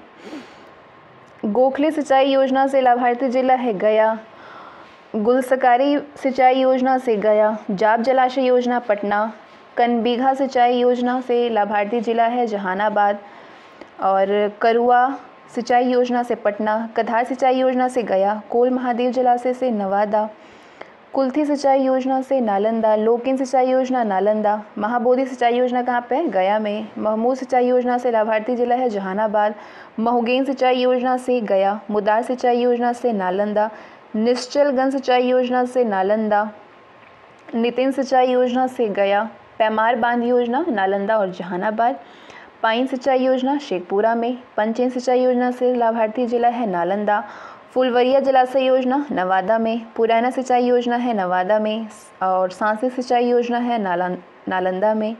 ठीक है, नवादा में नहीं, नालंदा में है। श्रीनावा सिंचाई योजना भी नालंदा में है। आगे बिहार की प्रमुख नदी घाटी परियोजनाएं हैं। कोसी जल विद्युत परियोजना कोसी नदी के लिए है, और ये नदी जो है, ये परियोजना बिहार और नेपाल की संयुक्त परियोजना है। कोसी जल विद्युत परियोजना, सोन परियोजना सोन नदी पे, जो कि बिहार की ये परियोजना है, सोन परियोजना। गंडक परियोजना गंडक नदी तट पे, जो कि बिहार, उत्तर प्रदेश और नेपाल की ये संयुक्त परियोजना है। तीनों राज्यों से संबंधित ये परियोजना है। किससे किससे लाभ हुए हैं वो आपको नीचे बताई जाएगी। बाढ़ सागर परियोजना सोन नदी पे, और बिहार, उत्तर प्रदेश और मध्य प्रदेश की संयुक्त ये परियोजना है, बाढ़ सागर परियोजना। तो कोसी जल विद्युत परियोजना भारत और नेपाल के मध्य इस परियोजना के लिए 1954 में आपसी सहमति हुई थी। इसके अंतर्गत नेपाल के भीमनगर में कोसी बैराज का निर्माण किया गया है। इस बैराज का निर्माण 1959 में शुरू हुआ था और 1963 में पूरा हुआ। पूर्वी कोसी नहर मुख्य सिंचाई परियोजना एवं पश्चिमी कोसी नहर मुख्य सिंचाई परियोजना का निर्माण किया गया था, और इसका निर्माण कार्य जो है 1961 में शुरू किया गया था। पूर्वी कोसी नहर से लाभान्वित जिले कौन कौन से हैं? अररिया है, सहरसा है, खगड़िया है, सुपौल, पूर्णिया, मधेपुरा और कटिहार है। पश्चिमी कोसी नहर से जो लाभान्वित जिले हैं वो है दरभंगा, सुपौल, समस्तीपुर और मधुबनी। कोसी पूर्वी नहर विद्युत गृह की स्थापना हुई थी 1978 में। कब हुई थी? 1978 में। गंडक परियोजना की बात करें तो ये परियोजना भारत और नेपाल की संयुक्त परियोजना है। इस परियोजना के लिए भारत और नेपाल के मध्य दिसंबर 1959 में एक समझौता हुआ था। इस परियोजना के अंतर्गत पश्चिम चंपारण जिले में पूर्वीय जल विद्युत परियोजना स्थापित की गई है। ये जल विद्युत परियोजना 1964 में प्रारंभ हुआ था और 1968 में पूरा हुआ। इस परियोजना के तहत में गंडक नदी पर 2 सिंचाई परियोजनाएं निर्मित की गई। प्रथम पश्चिमी गंडक नहर परियोजना, इससे नेपाल के साथ साथ उत्तर प्रदेश के देवरिया, गोरखपुर, महाराजगंज और कुशीनगर लाभान्वित होते हैं। कौन कौन से नगर लाभान्वित हैं? देवरिया है, गोरखपुर है, महाराजगंज है और कुशीनगर है। इस परियोजना को 1961 में योजना आयोग द्वारा मंजूरी प्राप्त हुई थी। और द्वितीय है पूर्वी गंडक नहर परियोजना, इससे बिहार लाभान्वित होता है। इससे लाभान्वित जिले हैं मुजफ्फरपुर, पूर्वी चंपारण, वैशाली, पश्चिम चंपारण, सारण, गोपालगंज और सीवान। ठीक है। सोन परियोजना, सोन नदी पर सोन जल विद्युत परियोजना का निर्माण किया गया है। इसके तहत में सोन बैराज, पूर्वी एवं पश्चिमी लिंक नहर और 2 नहर सिंचाई परियोजनाएं निर्मित की गई हैं।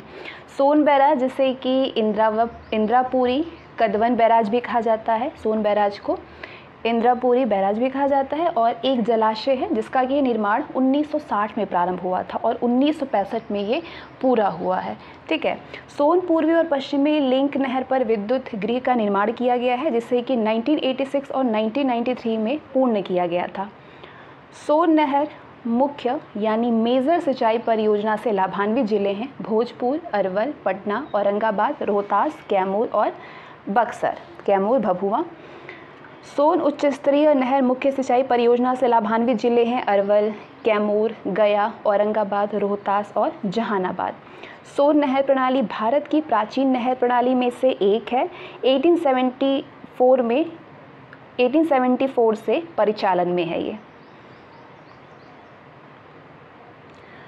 आगे अन्य प्रमुख नहरें हैं। त्रिवेणी नहर गंडक नदी पे है, कमला नहर कमला नदी पे, तिरहुत नहर गंडक नदी पे, और त्यूर नहर है गंडक पे। ये सारे नहरें हैं जो कि ये सारी नदियों में है। नदियों का अंतर संबंधन। बिहार राज्य की पानी के मामले में विरोधाभासी समस्या से पीड़ित है। बिहार राज्य पानी के मामले में उत्तर बिहार बाढ़ का सामना करता है तो दक्षिण बिहार सूखा प्रवण है। दक्षिण बिहार में सूखे के समाधान और उत्तर बिहार में बाढ़ का खतरा कम करने के लिए राज्य की नदियों को आपस में जोड़ने की योजनाएं हैं। कौन कौन सी? जल विद्युत परियोजनाएं। आगे हम जल विद्युत परियोजनाओं को जानेंगे। ये परियोजना से किस जिला को लाभ है, मतलब ये परियोजना किस जिले से संबंधित है। डेयरी परियोजना रोहतास से, वरुण औरंगाबाद संबंधित है। वाल्मीकि नहर पश्चिमी चंपारण से संबंधित है। कटैया सुपौल से संबंधित है। अगनूर अरवल से। नसीरगंज परियोजना रोहतास जिले से संबंधित है। त्रिवेणी परियोजना पश्चिम चंपारण जिले में है। श्रीखंडी रोहतास में है। सेबारी रोहतास में है। बेलसार अरवल में है। अरवल परियोजना अरवल जिले में है जो किसी के नाम पे पड़ा। जैनागरा परियोजना रोहतास जिले में है। अब बिहार में बाढ़ से संबंधित चर्चा करेंगे हम कि बिहार जो है भारत का सर्वाधिक बाढ़ प्रवण राज्य है। यहाँ पे बाढ़ लगभग नियमित घटना है, हालांकि उसकी तीव्रता में अंतर होता है। राज्य में कुल बाढ़ प्रभावित क्षेत्र है 68,800 किलोमीटर स्क्वायर, जो कि राज्य के कुल भौगोलिक क्षेत्रफल में 94,163 किलोमीटर स्क्वायर का 73.06% है। उत्तर बिहार का मैदानी भाग बाढ़ के लिहाज से खास तौर पर असुरक्षित है। यहाँ की 76% आबादी बाढ़ प्रवण है। भारत के 400 लाख हेक्टेयर बाढ़ प्रवण क्षेत्र में बिहार के बाढ़ प्रवण क्षेत्र का हिस्सा जो है लगभग 17.2% है। इसी तरह से देश की कुल बाढ़ प्रभावित आबादी का 22.1% हिस्सा बिहार में निवास करती है। बिहार में बड़े पैमाने की बाढ़ों का मुख्य कारण ये है कि उत्तर बिहार की लगभग सारी नदियाँ उत्तर में स्थित नेपाल की तीखी ढाल से दक्षिण दिशा में बह करके आती है और अपने साथ भारी मात्रा में गाद लाती है, जिससे कि नदियों के बेसिन उथले होते जाते हैं। इसके अलावा छत्तीसगढ़, मध्य प्रदेश और झारखंड से बह करके आने वाली नदियां दक्षिण से उत्तर की ओर बहती है। ये सारी नदियां अंततः विभिन्न स्थानों पर गंगा में मिल जाती है। वर्षा ऋतु में ऐसी सारी नदियां बिहार में बाढ़ संबंधी असुरक्षित स्थिति का स्रोत बनाती है। बाढ़ से बचने के लिए बिहार में 3,746 किलोमीटर और नेपाल में 68 किलोमीटर लंबाई में तटबंध बनाए गए हैं। इसके अलावा चंदन नदी बेसिन में 101 किलोमीटर लंबाई में तटबंधों का निर्माण हो रहा है और महानंदा बेसिन में 1,196 किलोमीटर लंबे तटबंध बनाने की योजना है। चूँकि ये तटबंध बाढ़ से बचाव के स्थायी समाधान नहीं है, इसीलिए बाढ़ की परियोजना बिहार की आबादी को परेशान करती रहती है। बाढ़ प्रवण जिले हैं। बिहार के 38 में से 28 जिले बाढ़ प्रवण है। इन 28 जिलों में से 5 को अत्यंत बाढ़ प्रवण माना जाता है। तो कौन कौन से वो जिले हैं बिहार के बाढ़ प्रवण? अत्यंत बाढ़ प्रवण जिले हैं उत्तर बिहार के चंपारण, पूर्वी चंपारण, मुजफ्फरपुर, वैशाली, सीतामढ़ी, शिवहर, दरभंगा, मधुबनी, समस्तीपुर, सहरसा, सुपौल, मधेपुरा, जो कि अत्यंत बाढ़ पीड़ित ये जगह है। खगड़िया, बेगूसराय, भागलपुर, कटिहार, ये 15 जिले। उत्तर बिहार में अन्य बाढ़ प्रवण जिले हैं उत्तर बिहार का पश्चिम चंपारण, सारण, सिवान, गोपालगंज, पूर्णिया, अररिया, किशनगंज, 7 जिले। दक्षिण बिहार है अन्य बाढ़ प्रवण जिले में पटना, नालंदा, भोजपुर, बक्सर, लखीसराय, शेखपुर, ये 6 जिले दक्षिण बिहार में। बिहार की जलवायु और पर्यावरण के बारे में बात करेंगे। अक्षांशीय विस्तार के आधार पर बिहार उपोष्ण जलवायु में स्थित प्रदेश है। बिहार के पूर्वी भाग में आर्द्र जलवायु और पश्चिमी भाग में अर्ध शुष्क जलवायु है। बिहार राज्य की जलवायु मानसूनी प्रकार की है। यहाँ पे वर्षा में 3 प्रमुख मौसमें होती हैं। कौन कौन से? ग्रीष्म ऋतु होती है, मार्च से मध्य जून तक होता है। वर्षा ऋतु होती है मध्य जून से मध्य अक्टूबर तक। शीत ऋतु होती है मध्य अक्टूबर से फरवरी तक। तो ये 3 प्रमुख मौसमें होती हैं। राज्य में सर्वाधिक वर्षा दक्षिण पश्चिम मानसून से होती है। कहाँ से? दक्षिण पश्चिम मानसून से। जलवायु वर्गीकरण। कोपेन के जलवायु वर्गीकरण के अनुसार बिहार की जलवायु को CWG यानी मध्य तापीय अथवा गंगा तुल्य से प्रदर्शित किया गया है, जिसे 2 वर्गों में विभाजित किया जा सकता है। CWA में किशनगंज, पश्चिम चंपारण, जोगबनी, अररिया आदि उत्तरी बिहार का क्षेत्र है। CSA में पटना, गया, मुंगेर, जहानाबाद आदि दक्षिण बिहार का क्षेत्र है। पर्यावरण एवं जलवायु परिवर्तन। बिहार का भौगोलिक क्षेत्रफल 94,163 वर्ग किलोमीटर है और ये उपोष्ण क्षेत्र में अवस्थित है। यहाँ पे नम उपोष्ण जलवायु है। जलवायु परिवर्तन के मामले में बिहार में 2018-19 में जलवायु परिवर्तन को मुख्य धारा में लाने वाला वर्ष रहा है। सबसे पहले तो पर्यावरण और वन विभाग का नाम बदल करके पर्यावरण, वन और जलवायु परिवर्तन विभाग कर दिया गया है। आपदा प्रबंधन। पूरा बिहार प्राकृतिक और मानव निर्मित दोनों प्रकार की आपदाओं के लिहाज से असुरक्षित है। बिहार के 38 में से 28 जिले बाढ़ प्रवण है, 33 जिले सिस्मिक जोन में 3rd, 4th और 5 में आते हैं सिस्मिक जोन में, और दक्षिण बिहार में मतलब तूफानी में। और दक्षिण बिहार के 8 जिले जो हैं गया, नवादा, जमुई, जहानाबाद, अरवल, औरंगाबाद, कैमूर और बांका, ये अत्यंत सूखा प्रवण है। इनके अलावा राज्य के विभिन्न जिलों में अक्सर चक्रवाती आंधी, तेज आंधी, शीतलहर और मानव जनित आपदाएं भी आती रहती हैं। साथ ही अग्नि संबंधी दुर्घटनाएं भी आ जाती हैं, जिससे कि आमतौर पर झोपड़ियों में रहने वाली गरीबी रेखा के नीचे की आबादी खास तौर पर प्रभावित होती है। अतः आपदाओं का कुशल प्रबंधन राज्य सरकार के लिए चिंता का मुख्य विषय है। वन विभाग का लगभग 74% व्यय जलवायु परिवर्तन पर है और इस व्यय का 24% हिस्सा जलवायु संबंधी जोखिमों के लिहाज से अति संवेदनशील चीज़ों पर था।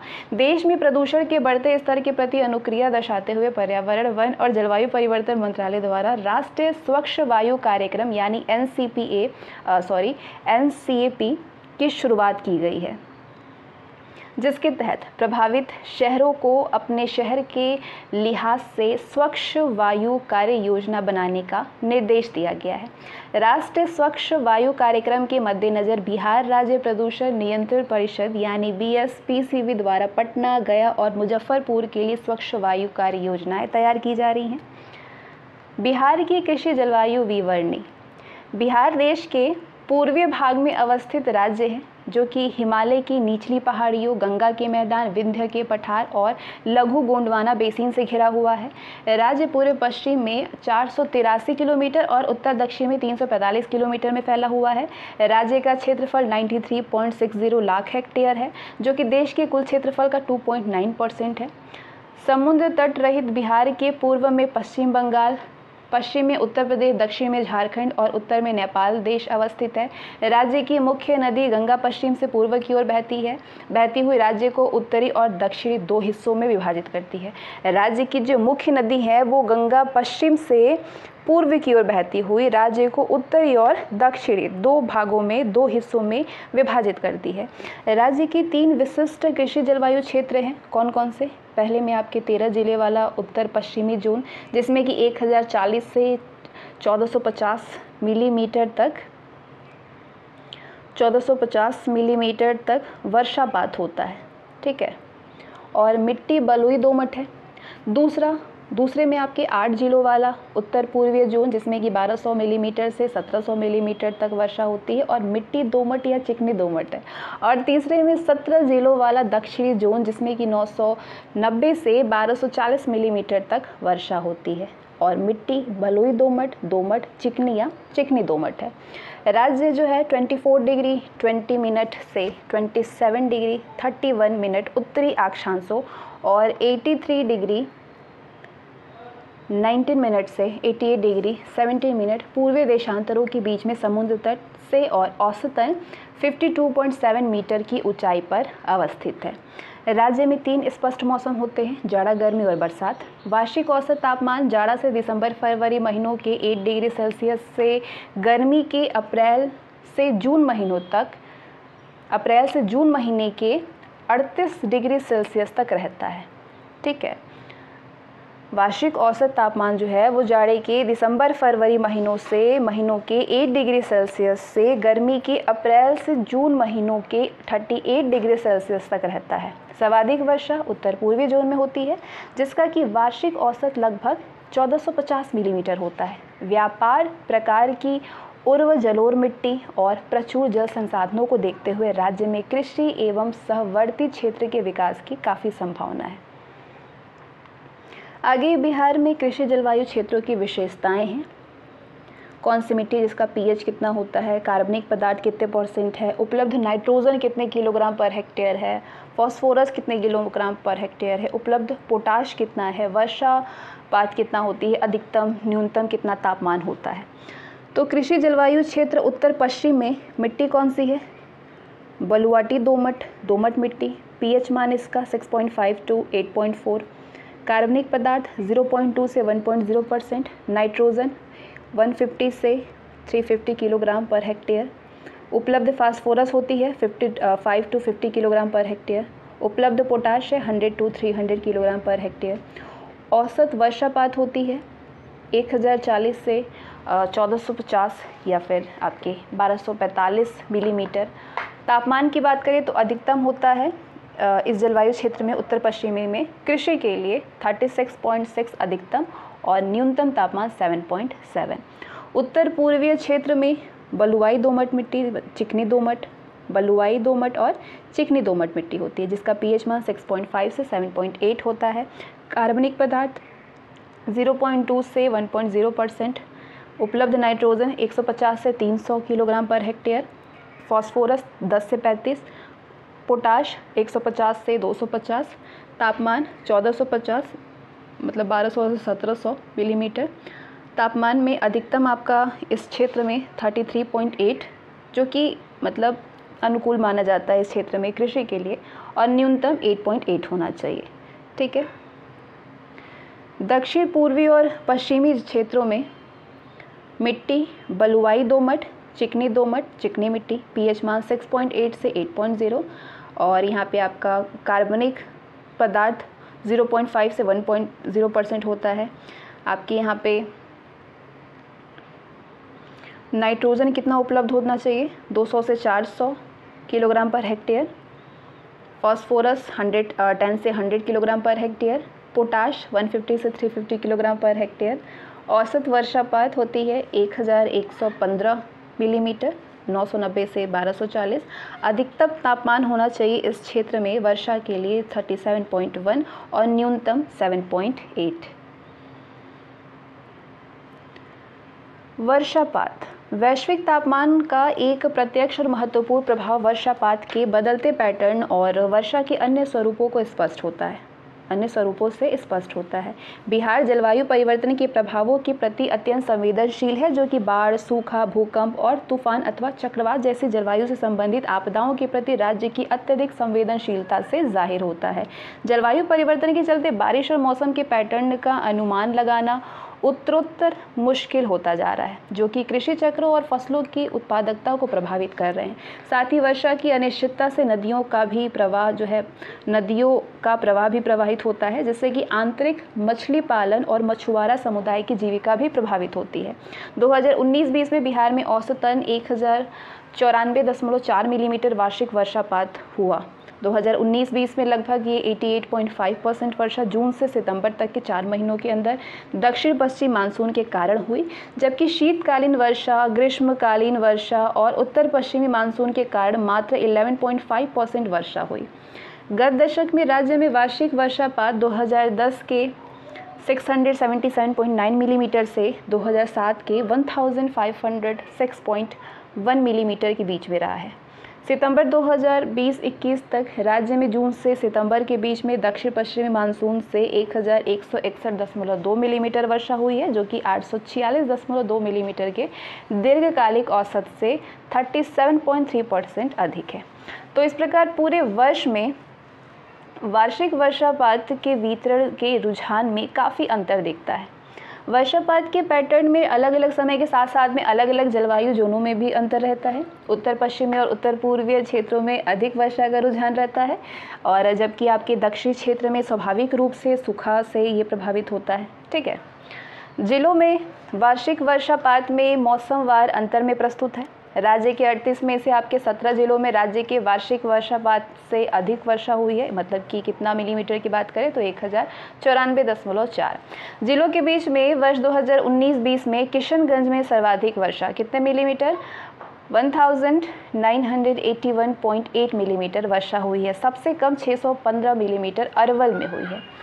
दक्षिण पश्चिमी मानसून के मामले में 2020-21 में सर्वाधिक कितना, 2318.1 मिलीमीटर वर्षा किशनगंज में हुई, और उसके बाद में 1725.3 मिलीमीटर सुपौल में, 1653.5 मिलीमीटर पूर्व चंपारण में और 1641.2 मिलीमीटर पश्चिम चंपारण में हुई है। बिहार में वर्षापात के वितरण के जिलावार रुझानों से पता चलता है कि दक्षिण पश्चिमी मानसून से दक्षिणी जिलों की अपेक्षा उत्तरी जिलों में अधिक वर्षा होती है। दक्षिणी मैदानों में सूखा पड़ने का रुझान अधिक होता है और भूजल का स्तर नीचे रहता है, जो कि खेती के मकसद से पानी की उपलब्धता को प्रभावित करती है। दूसरी ओर आपका उत्तरी भाग मुख्यतः बाढ़ और जल जमाव प्रवण है, जिससे कि फसलों खास करके धान की उपज प्रभावित होती है।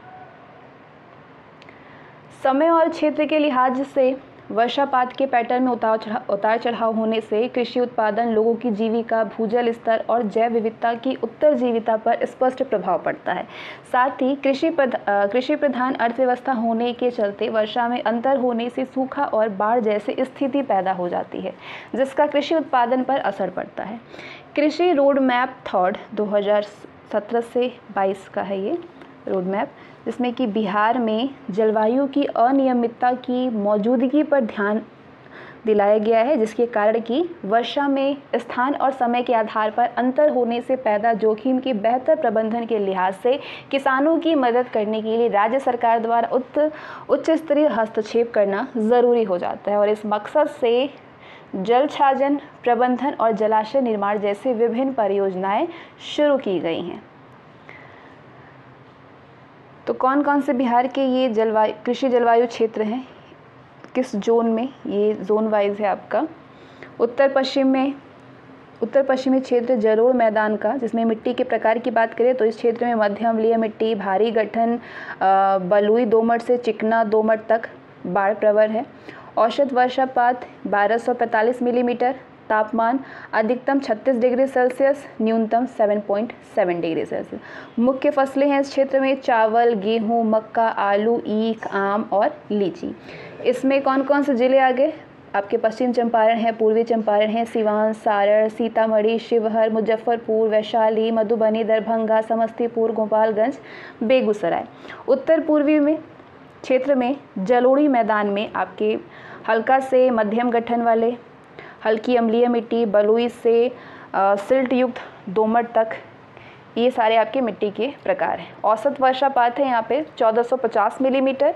तापमान चाहिए होता है यहाँ पे इस क्षेत्र में, मतलब कृषि के लिए, अधिकतम 33.8 डिग्री सेल्सियस और न्यूनतम 8.8 डिग्री सेल्सियस। मुख्य फसलें हैं यहाँ पे मक्का, जूट और अनार। क्षेत्र पूर्णिया, कटिहार, सहरसा, सुपौल, मधेपुरा, खगड़िया, अररिया, किशनगंज। दक्षिण बिहार में जलोढ़ मैदान है, जहाँ पे जलोढ़ से बलुई दोमट तक है, और तापमान आपके वर्षापात आपके 1115 मिलीमीटर होता है। अधिकतम तापमान 37.1 डिग्री सेल्सियस, न्यूनतम तापमान यहाँ पे 7.8 डिग्री सेल्सियस होता है। फसलें यहाँ पे चावल, गेहूँ, आलू, आम, अमरूद होते हैं। तो इसमें कौन कौन से क्षेत्र आ गए आपके, शेखपुरा आ गया, मुंगेर है, जमुई है, लखीसराय, भागलपुर, रोहतास, भोजपुर, बक्सर, कैमूर, अरवल, नालंदा, नवादा, जहानाबाद, औरंगाबाद, गया। ठीक है, अब आगे हम भारत वन स्थिति रिपोर्ट 2019 में बिहार में वन स्थिति के बारे में जानेंगे तो बिहार में पश्चिम चंपारण में उत्तर के मैदानों की तराई में नम पर्णपाती वन है, जबकि दक्षिण बिहार के रोहतास, औरंगाबाद, कैमूर, जमुई, मुंगेर, बांका और गया जिलों में समृद्ध प्राकृतिक पर्णपाती साल वन है। नवीकरणीय संसाधनों के बतौर वन अनेक प्रकार की परितंत्रीय सेवाएं उपलब्ध कराते हैं, जिनका जलवायु की स्थितियों को बदलने पर असर होता है।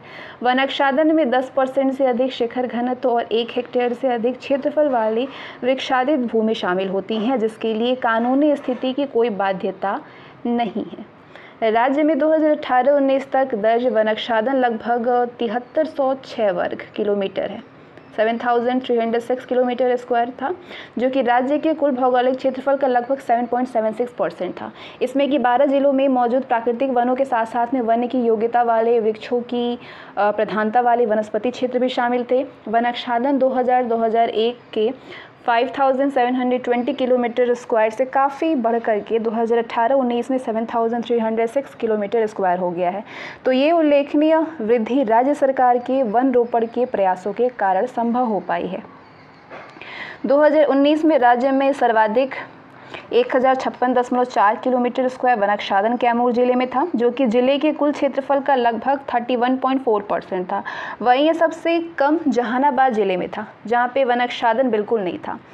कैमूर में आपके 1056.4 किलोमीटर स्क्वायर, उसके बाद पश्चिम चंपारण है, रोहतास है, जमुई है और गया जिलों का राज्य के वर्ष 2019 के कुल वन आच्छादन में संयुक्त रूप से 53 से अधिक % हिस्सा था, 53.0। शिखर सघनता के लिहाज से देखें तो राज्य के दक्षिणी जिलों में उत्तरी जिलों की अपेक्षा अधिक सघन वन थे, लेकिन 70% से अधिक शिखर सघनता वाले सघन वन क्षेत्र पश्चिम चंपारण में सबसे अधिक थे, जो कि राज्य के कुल वन आच्छादन का 27.5% था। वहीं आपके 10 से 40% शिखर सघनता वाले खुले वन कैमूर जिले में सबसे अधिक 531.3 किलोमीटर स्क्वायर में थे, जो कि राज्य के कुल वन आच्छादन का 14.4% था। शिखर सघनता के आधार पर वनों का वर्गीकरण है ये 70% से अधिक शिखर सघनता वाले अति सघन वन यानी VDF, 40 से 70% शिखर सघनता वाले मध्यम सघन वन यानी MDF और 10% से 40% शिखर सघनता वाले खुले वन यानी OF। राज्य में आपके 2019-20 में खुला वन क्षेत्र का सर्वाधिक 3693 किलोमीटर स्क्वायर हिस्सा था, जिसके क्षेत्रफल में 2011-12 से ही क्रमिक विस्तार हो रहा है। अति सघन वनों के क्षेत्रफल में भी अच्छा खासा विस्तार हुआ है, जो कि 2011-12 के 231 वर्ग किलोमीटर से 2019-20 में 333 वर्ग किलोमीटर हो गया है। 19-20 में बिहार में 70% से अधिक सघनता वाले अति सघन वनों का राज्य कुल वन आच्छादन में लगभग 4.6% हिस्सा था। वहीं पे लगभग आधा वन क्षेत्र 10 से 40% शिखर सघनता वाला वन क्षेत्र था। ठीक है, खुला वन क्षेत्र था 10 से 40% में। ये आपके विभिन्न प्रकार के वनों का क्षेत्रफल है 2011 से 19 तक। अति सघन वन VDF के अकॉर्डिंग 2011 में आपके 241 थे, 2019 में आपके 333 वर्ग किलोमीटर स्क्वायर इसका क्षेत्रफल है। ठीक है, मध्यम सघन वन का क्षेत्रफल है MDF अकॉर्डिंग 3280 किलोमीटर स्क्वायर। खुला वन आपका खुला वन है 3693 किलोमीटर स्क्वायर। भारत वन स्थिति रिपोर्ट 2019 के अनुसार बिहार के कुल भौगोलिक क्षेत्र के 7.76% भाग में वनावरण है। क्या है? वनावरण है। जबकि वनावरण आपका 7.76% में है, यानी अगर 100% है तो इसमें आपके वनावरण 7.76% है। जबकि वृक्षावरण जो है वो भौगोलिक क्षेत्र का 2.13% है। बिहार में अभिलिखित वन क्षेत्र 6877 किलोमीटर स्क्वायर है, जो कि उसके भौगोलिक क्षेत्र का 7.30% है। ISFR 2017 यानी भारत वन स्थिति रिपोर्ट 2017 की तुलना में ये रिपोर्ट 2019 में बिहार में वनावरण में 0.10% का परिवर्तन हुआ है। कितने परसेंट का? 0.10% का। भारत वन स्थिति रिपोर्ट 2019 के अनुसार सर्वाधिक वनावरण वाले बिहार के जिले हैं भभुआ का कैमूर, जहाँ पे इतने वर्ग किलोमीटर है 1056.39 वर्ग किलोमीटर। फिर पश्चिम चंपारण है, उसके बाद रोहतास है फिर जमुई का है। न्यूनतम वनावरण क्षेत्र वाले बिहार के ज़िले हैं जहानाबाद, शेखपुर, अरवल और गोपालगंज। सर्वाधिक वनावरण प्रतिशत वाले बिहार के ज़िले कौन कौन से हैं? जमुई है, फिर भभुआ है, गया है, उसके बाद नवादा है। न्यूनतम वनावरण प्रतिशत वाले बिहार के ज़िले हैं जहानाबाद 0.00%, शेखपुर आपका 0.15%, गोपालगंज 0.16% और बक्सर है 0.26%। तो ज्ञातव्य है कि भारत वन स्थिति रिपोर्ट 2019 के अनुसार जहानाबाद एक ऐसा जिला है जहां पे वनावरण का क्षेत्र और प्रतिशत दोनों ही शून्य है। ठीक है, भारत वन स्थिति रिपोर्ट 2019 में वर्ष 2017 की तुलना में बांका जिले में सर्वाधिक 20.73 किलोमीटर स्क्वायर और मुजफ्फरपुर में 19.82 किलोमीटर स्क्वायर की वृद्धि हुई है। वहीं आपके रोहतास ज़िले में 33.77 किलोमीटर स्क्वायर और गया में 14.69 किलोमीटर स्क्वायर, भभुआ में 14.61 किलोमीटर स्क्वायर की कमी हुई है। आगे आपके ये जिला है, इनके भौगोलिक क्षेत्रफल है। अति सघन वन कितना है, मध्यम सघन खुला वन कितना है, कुल भौगोलिक क्षेत्रफल कितना है, कितना प्रतिशत है। तो सबसे ज़्यादा भौगोलिक क्षेत्र जो है वो आपका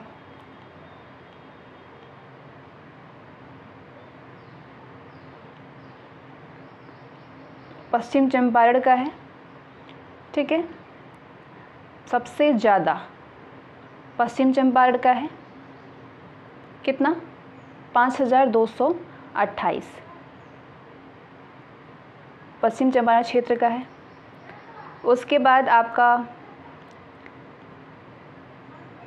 पश्चिम चंपारण क्षेत्र में आपके अति सघन वन कितना है 249.19, मध्यम सघन है 550.24 और आपके वनावरण वाला क्षेत्रफल है खुला वन जो है, खुला वन इसमें आपके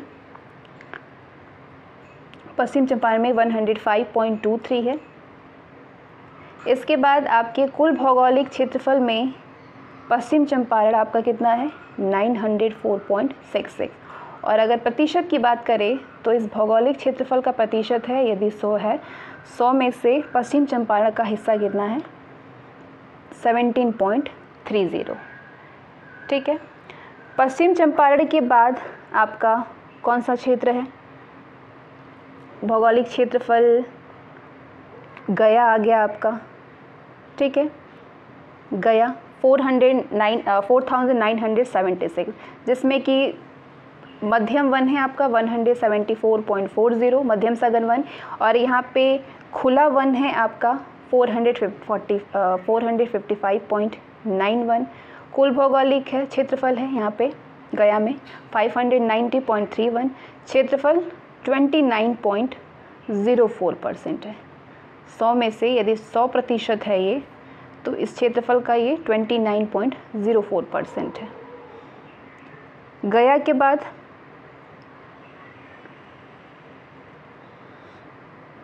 जमुई है, नहीं गया के बाद आपका कैमूर ज़िला है। कैमूर में आपके मध्यम सघन वन है 525.14 मध्यम सघन वन है, खुला वन आपका 531.25 है। इसमें आपका कुल भौगोलिक क्षेत्र है कैमूर भभुआ का 1056.39। प्रतिशत की बात करें तो पूरे भौगोलिक क्षेत्रफल का प्रतिशत है 41.12। ठीक है, बाकी चीज़ों को आप पॉज करके देख सकते हैं। टोटल आपका अगर टोटल क्षेत्रफल है भौगोलिक क्षेत्रफल 94,163 में से आपकी अति सघन वन है 333.13, मध्यम सघन है 3280.32 और यहाँ पे आपका खुला वन है 3692.54 जो कि कुल भौगोलिक क्षेत्रफल का 7,305.99 है। प्रतिशत आपका 7.76% है पूरे भौगोलिक क्षेत्रफल का। ठीक है, तो बिहार में एक राष्ट्रीय उद्यान वाल्मीकि राष्ट्रीय उद्यान, एक बाघ अभयारण्य है वाल्मीकि बाघ अभयारण्य और एक चिड़ियाखाना उसका नाम है संजय गांधी जैविक उद्यान पटना में। इसके सहित 8 वन्यजीव अभयारण्य और 5 पक्षी अभयारण्य मौजूद हैं। राज्य में वाल्मीकि बाघ अभयारण्य कुल 898.93 वर्ग किलोमीटर में है फैला हुआ है, जो कि 2019-20 में 36 भारतीय बाघों पैंथेरा टाइगरस का निवास स्थल रहा है।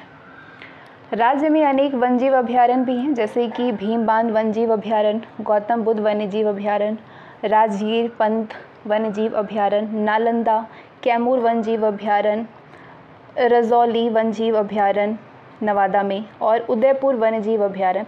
वहीं पे पक्षी अभयारण्यों में कुशेश्वर स्थान पक्षी अभयारण्य, बड़ैला सलीम अली पक्षी अभयारण्य, नगटी डैम पक्षी अभयारण्य, नागी डैम पक्षी अभयारण्य और कांवर झील पक्षी अभयारण्य शामिल हैं। ठीक है, आगे हम विक्रमशिला गांगेय डॉल्फिन अभयारण्य के बारे में जानेंगे। तो भागलपुर जिला में अवस्थित विक्रमशिला गांगेय डॉल्फिन अभयारण्य गंगा नदी में मुंगेर से भागलपुर के कहलगांव तक में 60 किलोमीटर दूरी में फैला हुआ है। स्वच्छ पानी उपलब्ध करा करके और मानवीय हस्तक्षेप घटा करके संकटग्रस्त गांगेय डॉल्फिनों यानी सोंस को सुरक्षित आवास उपलब्ध कराने के लिए राज्य सरकार की डॉल्फिन ऑब्जर्वेटरी यानी दर्शन केंद्र स्थापित करने की योजना है। वन्यजीवों और उनके निवास स्थानों की सुरक्षा के लिए परितंत्र विकास समितियों के जरिए राज्य सरकार लोगों की भागीदारी को प्रोत्साहित करने का प्रयास कर रही है। करवल बिहार का पहला राजकीय पक्षी उत्सव। प्रवासी पक्षियों का उत्सव मनाने के लिए 15 से 17 जनवरी 2021 को बिहार के पहले राजकीय पक्षी उत्सव करवल का आयोजन जमुई जिले के झांझा में स्थित नागी नकटी पक्षी विहारों में किया गया है। पक्षी उत्सव मनाने का मुख्य उद्देश्य पक्षियों के संरक्षण के मुद्दे पर जोर देना है और मानव जीवन में पक्षियों के महत्व को महसूस कराना था। पक्षी उत्सव बिहार के पर्यावरण, वन एवं जलवायु परिवर्तन विभाग द्वारा एक दूसरे से लगभग 5 किलोमीटर की दूरी पर अवस्थित 2 बड़ी नम भूमि और पक्षी अभयारण्यों नागी और नकटी को पक्षी दर्शन और पारिस्थितिकी पर्यटन के गंतव्य के बतौर बढ़ावा देने का एक सकारात्मक प्रयास भी था। 3 दिवसीय पक्षी उत्सव का कुल बजट 85 लाख रुपए था, 85 लाख रुपए। नागी नदी पर स्थित नागी जलाशय के 192 हेक्टेयर क्षेत्र को वर्ष 1984 में पक्षी आश्रयणी के बतौर अधिसूचित किया गया था, जबकि नगडी नदी पर स्थित नगडी जलाशय का 332 हेक्टेयर क्षेत्र 1987 में अधिसूचित हुआ था।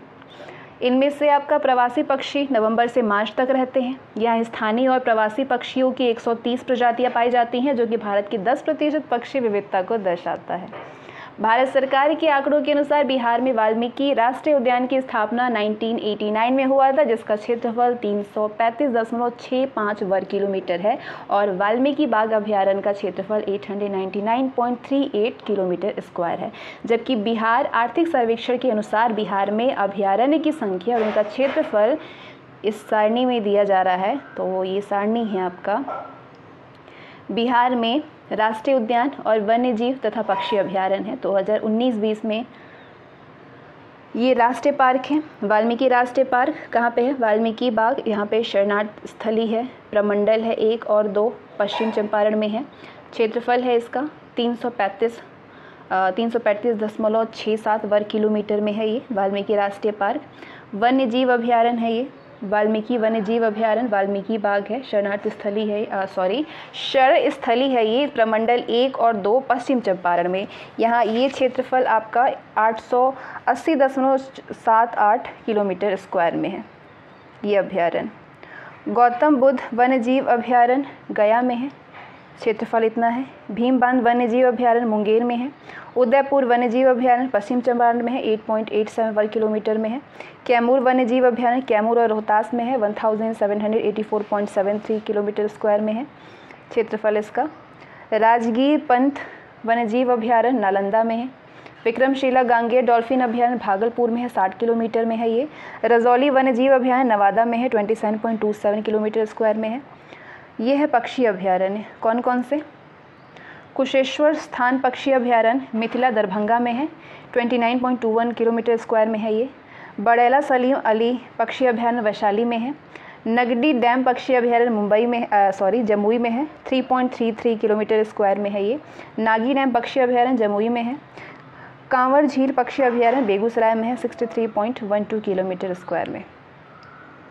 विक्रमशिला गांगेय डॉल्फिन अभयारण्य भागलपुर में गंगा में 60 किलोमीटर की दूरी में अवस्थित है, जो कि संसु ताज़ा पानी की मछलियों और कछुओं का निवास स्थान है। राज्य में जल पक्षी और प्रवासी पक्षियों के लिए 5 पक्षी अभयारण्य हैं। राज्य में भीम बांध वन्यजीव अभयारण्य, गौतम बुद्ध वन्यजीव अभयारण्य, पंत वन्यजीव अभयारण्य जो कि राजगीर में है, कैमूर वन्यजीव अभयारण्य, रजौली वन्यजीव अभयारण्य नवादा का, और उदयपुर वन्यजीव अभयारण्य जैसे अनेक वन्यजीव अभयारण्य हैं। राज्य सरकार परितंत्र विकास समितियों के जरिए वन्यजीवों और उनके निवास स्थानों के संरक्षण के लिए लोगों की भागीदारी को प्रोत्साहित कर रही है। कांवर झील पक्षी अभयारण्य कांवरताल में, यहाँ पे कांवरताल है, और आपके कुशेश्वर स्थान पक्षी आसरेडी एवं सलीम अली जुब्बा साहनी बरेला झील पक्षी अभयारण्य है बरेला ताल में, और प्रमुख वेटलैंड के रूप में ये चिन्हित किए गए हैं। जैविक उद्यान में 3D थिएटर के निर्माण का कार्य राज्य सरकार के उपक्रम इंफ्रास्ट्रक्चर डेवलपमेंट अथॉरिटी को सौंपा गया है। राजगीर में एक चिड़ियाघर सफारी है, जू सफारी में स्थापित करने के प्रस्ताव का सूत्रण किया गया है।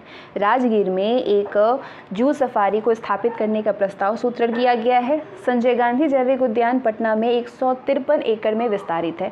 इस उद्यान में लगभग 100 प्रजातियों के 1164 वन्य प्राणियों का संरक्षण और संवर्धन किया जा रहा है। ये उद्यान गैंडा प्रजनन में एशिया के सबसे बड़े केंद्र और विश्व में दूसरे बड़े केंद्र के रूप में ख्याति प्राप्त है। इस उद्यान को राज्य का पहला पॉलीथीन अथवा प्लास्टिक निषिद्ध क्षेत्र बनाया गया है। गया जिले में राजकीय वन्य प्रशिक्षण संस्थान की स्थापना हुई है। और इसके साथ ही आज का सेशन और बिहार स्पेशल से हमारा भूगोल जो है वो भी कंप्लीट होता है। नेक्स्ट सेशन में बाकी आगे के हम टॉपिक को भी कवर करेंगे। आज के लिए बस इतना ही। Thank you so much.